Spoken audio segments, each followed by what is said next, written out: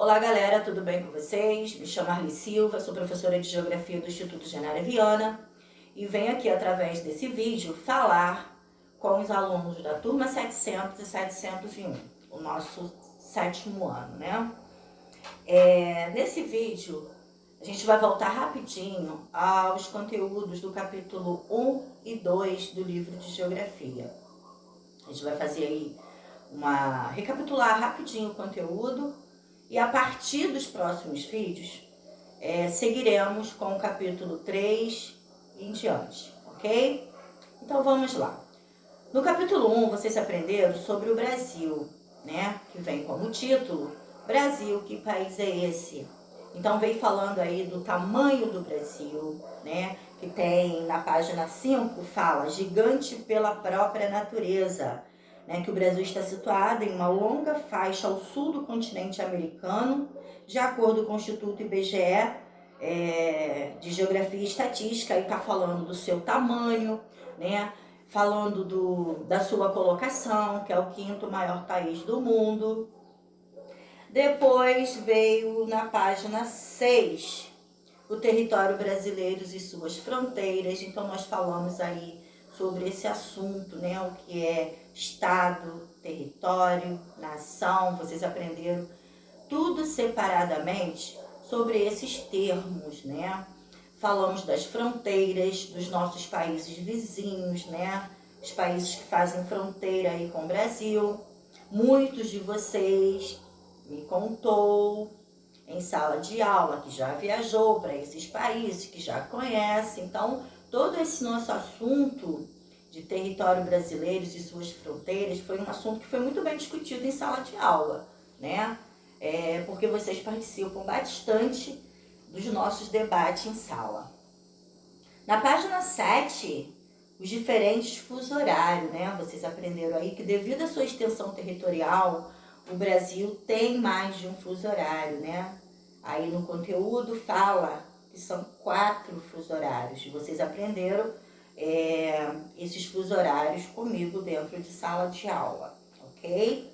Falamos também que quando foi criado o horário de verão, qual foi o objetivo, que agora não tem mais. Então tudo isso faz parte aí desse conteúdo de fusos horários do Brasil.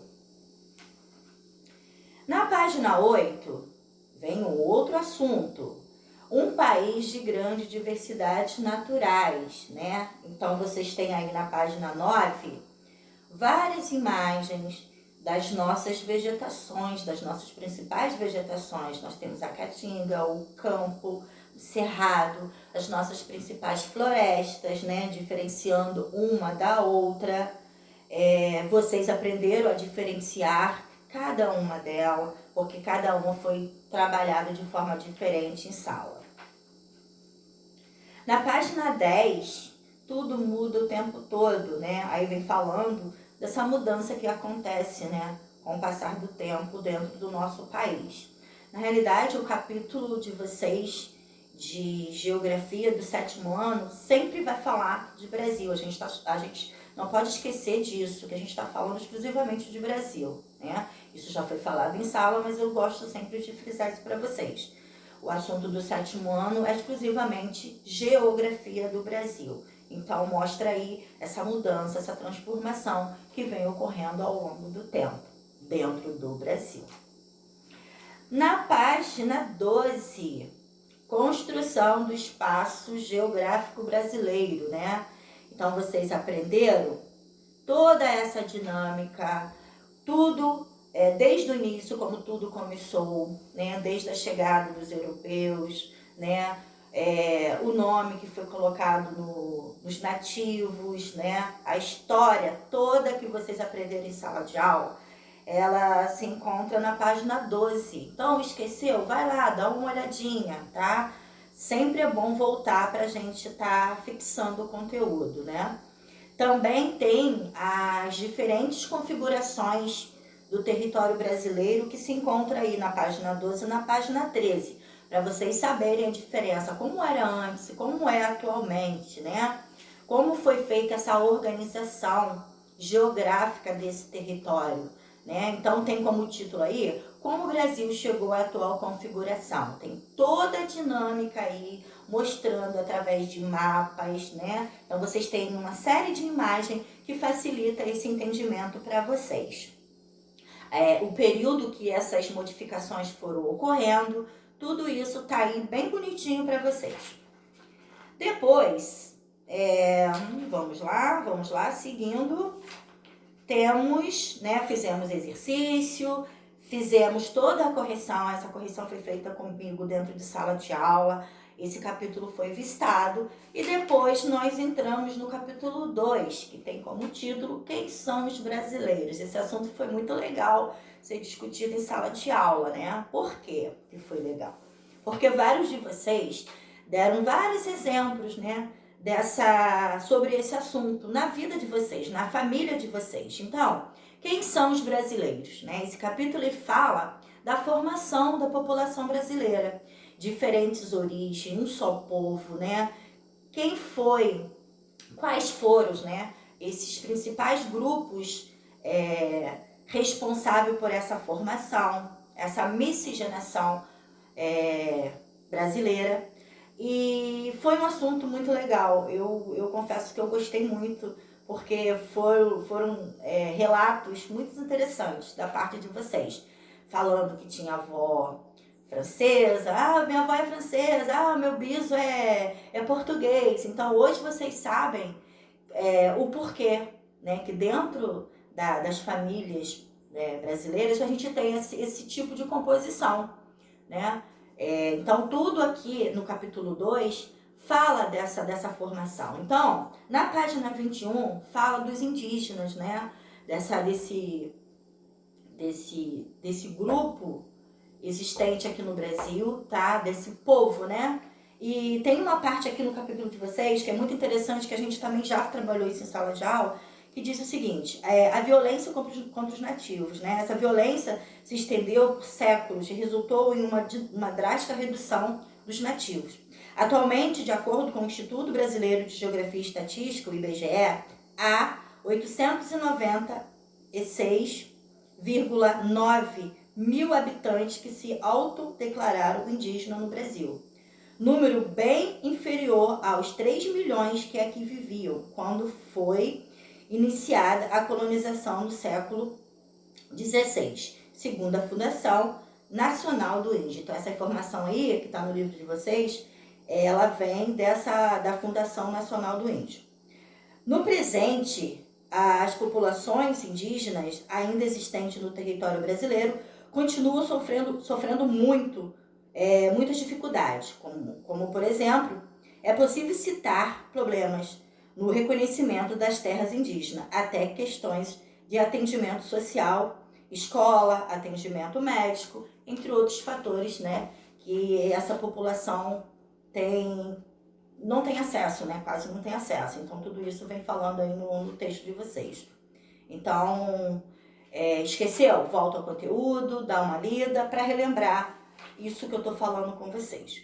A questão das terras indígenas, que foi um outro assunto também que a gente discutiu em sala de aula, né? Como foi feito aí essa divisão, né? O período que isso aconteceu. Depois nós falamos dos povos africanos, né? Durante o período colonial, Portugal lucrou com as terras brasileiras de diversas formas, né? E aí veio falando aí dos povos africanos, da busca desse povo para trabalhar aqui em nossas terras. Também foi falado dos quilombolas, tá? Falamos de quilombos, quilombolas, dos portugueses, né? E após esses grupos aí vieram outros imigrantes. Então, na página 25 fala o seguinte, além de indígenas, portugueses e africanos, o povo brasileiro foi formado por outras etnias, principalmente originárias dos continentes europeus e asiático, e que aqui chegaram em maior quantidade a partir do século XIX. Embora o processo de migração para o Brasil já ocorresse, foi a partir da abolição da escravatura em 1888 que o número de imigrantes cresceu notavelmente. Isso aconteceu porque os fazendeiros da época precisavam de mão de obra, mas se negavam a pagar salários, tá? Para os ex-escravos.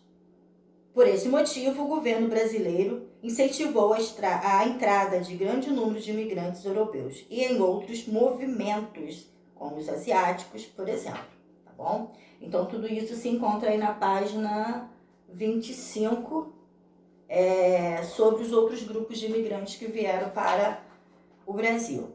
Na página 26 tem um gráfico que mostra esses povos, né, o período de chegada de cada um. Então, também falamos em sala. Na página 27, caldeirão cultural. A gente está falando aí da nossa cultura, né?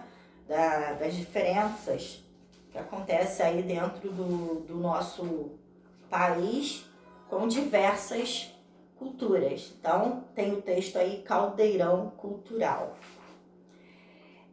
Característica da população brasileira, fica na página 28, né? Vem falando aí nessa parte da característica da formação da nossa população, né? Eu até falei para vocês em sala de aula, dentro de uma sala de aula a gente tem essa diferença de característica, né? O nosso olhar para cada um do nosso colega que está ao nosso lado dentro da sala de aula, a gente percebe isso, né? Na forma física, no cabelo, enfim. São várias características que diferem essa população. Na página 29, muita gente, muito espaço. Aí vem falando aí, né, da diferença de populoso e povoado. Vocês também aprenderam sobre isso. Mais e mais habitantes. Página 30, né? Cada dia chega mais gente dentro do nosso Brasil. Costumo dizer em sala de aula que o Brasil é o coração de mãe, né? Que acolhe todo mundo. Então, vocês têm aí na página 30 algumas imagens que mostram isso, né? Essa multidão de gente chegando a cada dia no nosso país. Cresce cada vez menos e fica cada vez mais velha, né? Essa diferença aí da nossa população. Tá falando da pirâmide etária, né? A gente falou da situação dos nossos idosos, dos nossos jovens. Então, a pirâmide etária brasileira, na página 32, vem mostrando isso para vocês, né? O número de idosos, o número de crianças, o número de jovens, tudo isso faz parte aí da nossa pirâmide etária, né?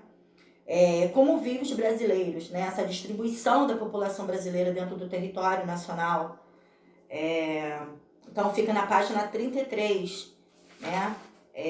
Algumas regiões com muitos e outras regiões com menos pessoas. A gente falou disso também, né? E quais são os motivos que levam essa densidade demográfica aí ter essa diferença, né? Muitos saem das suas regiões em busca aí de uma condição de vida melhor, em busca de emprego. Enfim, são vários motivos que levam essa diferença, né? A gente tem aí como, por exemplo, São Paulo e Rio de Janeiro, que são cidades imensas, né? Com essa quantidade gigantesca de pessoas. Então, tudo isso a gente também trabalhou. Tem os exercícios, né, a seguir. E foi isso, tá, gente? Tudo isso que eu falei pra vocês foram trabalhados no capítulo 1 e capítulo 2. Tá? Foi mais uma forma da gente voltar ao conteúdo rapidinho, tá? Peço desculpa aí por alguma coisa, porque a gente está aprendendo a lidar com essa nova forma de dar aula. Mas enfim, né? Vida que segue. Beijo no coração de vocês. Fiquem com Deus, se cuidam, tá? Em breve estaremos juntos, se Deus quiser. Até o próximo vídeo com o capítulo 3.